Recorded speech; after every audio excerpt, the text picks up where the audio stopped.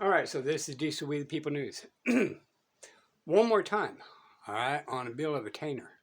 And I think we need to get the full compositions of this. And that's the reason why I'm recording it in sections so we can slowly understand the words as spoken. Okay? Um, Sometimes people, we read things too fast. And we need to learn to slow down and check out the words that is spoken. Remember, attorneys and judges speaks a totally different language, even though it sounds like it's English that we are accustomed to. Okay, so we got to slow down. Now, this is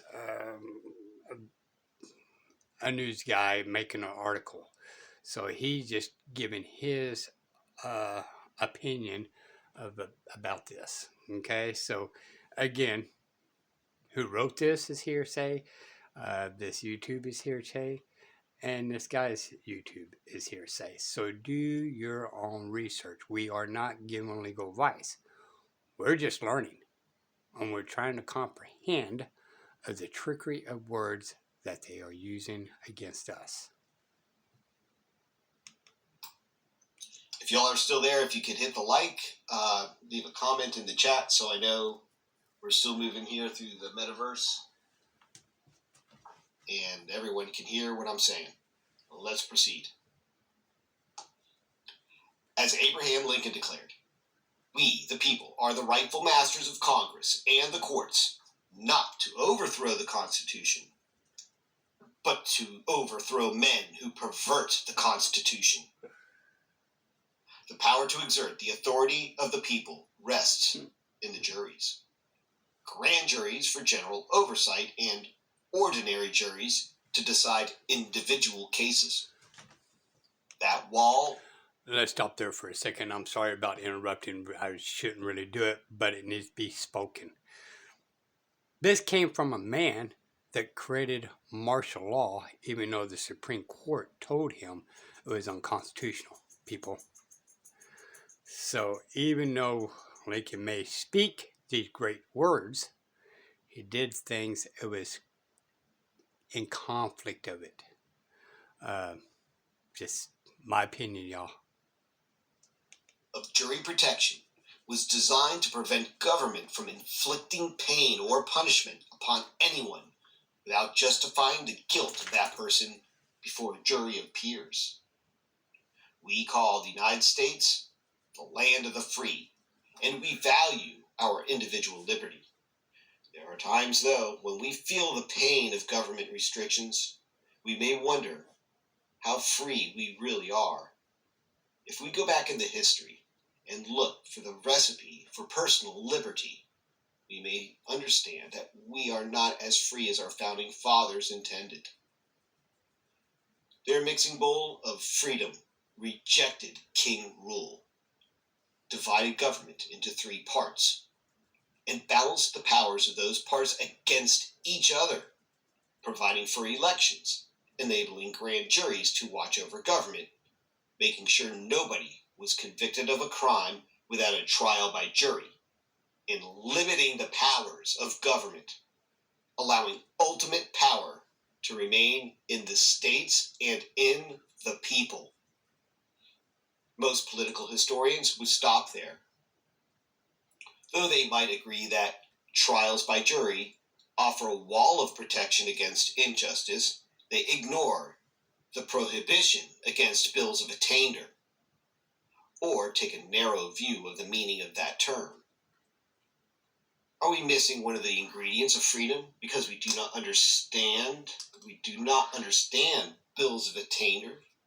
Has that misunderstanding removed the wall the founding fathers intended? Remove the wall the founders intended to be our protection? So this is an important consideration right here. They might agree that trials by jury offer a wall of protection against injustice, right? We agree on that. However, they ignore the prohibition against bills of attainder, or take a very narrow view of the meaning of that term. So this is one of the ingredients of freedom, is what we're going to argue going forward here.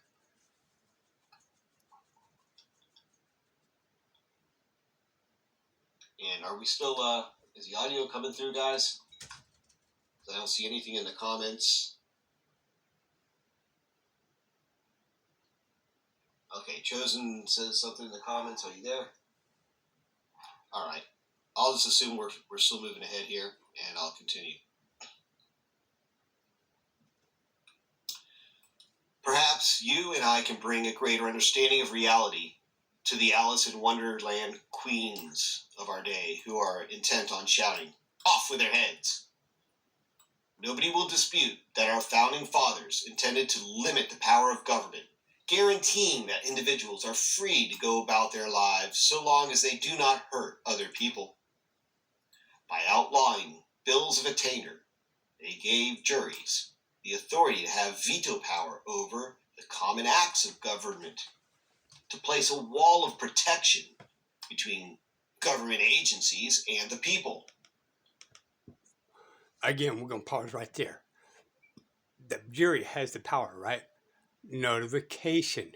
We are, as a jury, as supposed to challenge and look at the law that's causing harm against the people. Okay? They don't specifically say that, but that's where the jury notification comes in at. Through the years, though, brick by brick, that wall has been dismantled by the enactment of Bill of Attainder styled administrative laws. Today's government agencies, hang on one second here. Strange here, this doesn't seem to be working right now. Give me a second here, let me just refresh something here. Okay, there we go.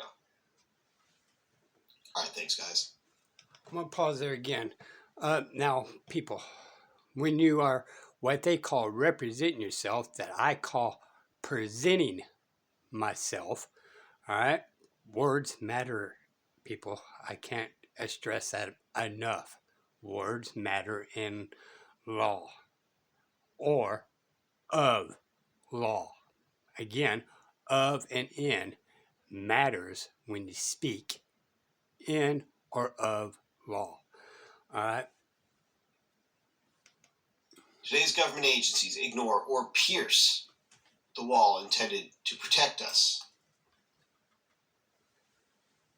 Just want to get some comments here. Yeah, seems like a fairy tale nowadays. Our government isn't for us. Yes. Well, thank you for coming along for this. This is, to me, this is just a gem here, and I really wanted to share it with you all. It's been able to articulately express a lot of what I've been feeling as of late. So, today's government agencies ignore or pierce the wall intended to protect us. The courts have determined there is a wall of separation between church and state. Was a wall of greater importance designed by our founding fathers? Did they set up a wall between legislature and people? Did they not want laws to be imposed by an imperial majesty? King David was their example. They knew the story of David's thirst while fighting the Philistines. That's in 2 Samuel 23, 14 to 17 verses. They saw David reject his own bill of attainder. When King David's men learned he thirsted for water from a well in Bethlehem, occupied by the Philistines, 2 courageous men went behind enemy lines to get that water for their king, risking their lives. King David, though a man of war, knew it was wrong for a king to risk the shedding of blood in order to gain a personal advantage. He was not consistent in applying that value during his years on the throne, but he knew God's view of the issue. So, when David's warriors presented the water to David, despite his thirst, he poured the water on the ground, disdaining his own wish to attain it. Like King David, the founders wanted their new government to value human life above the proclamations of government. The U.S. Constitution has two purposes. One, to structure government, and two, to limit its power. Get that? Two purposes. Structure government, limit its power once it's structured. The writers knew that any government was fully able to grasp power. Through Article 1, Section 8 of the U.S. Constitution grants certain powers. All right, I'm going to pause again. Sorry. Again, go to his channel and go through it without my interruptions. The two powers, right? Statutes, codes, rules, and regulations belong to the government. It does not belong to the people. But what did they do? They passed it to us. All right? So any restrictions they call on, like the Second Amendment when it says not to be infringed, they create a statute violating that. That's actually for the government. It's not even supposed to be for you. So they're not allowed to have these so-called arms that they're passing on to us, and they get to keep whatever they wish. Because we are led to believe the statutes, codes, rules, and regulations actually apply to us. And that's far from the truth. My opinion. It's a learn video. And again, I'm not an attorney, not giving legal advice. Congress.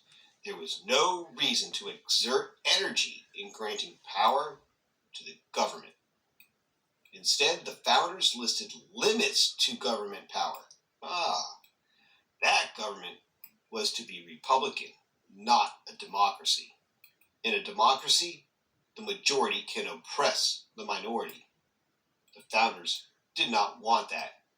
Instead, they provided for the people to establish and maintain a government through representatives. By definition, a Republican form of government is limited by its enabling document, unlike freewheeling mob rule under democracy.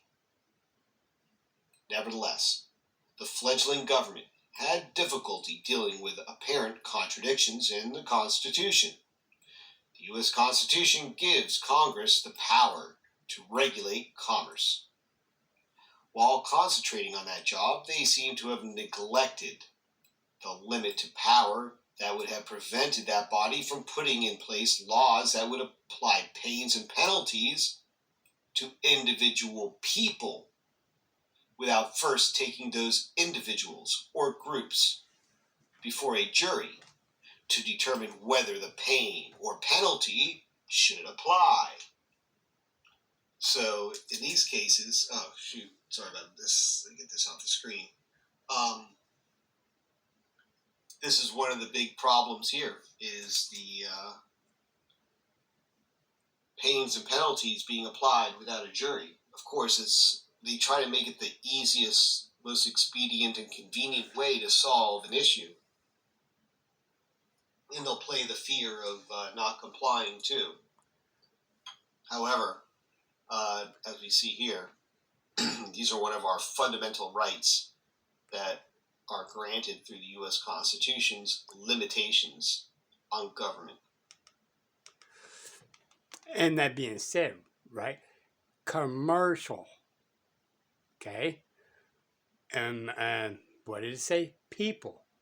I'm one of the people. I'm not a person. Okay, when I'm not acting in commerce, I'm one of the people. When I act in commerce, I am a person. I'm conducting business, one shape or a form of another. All right, So we're going to end it here.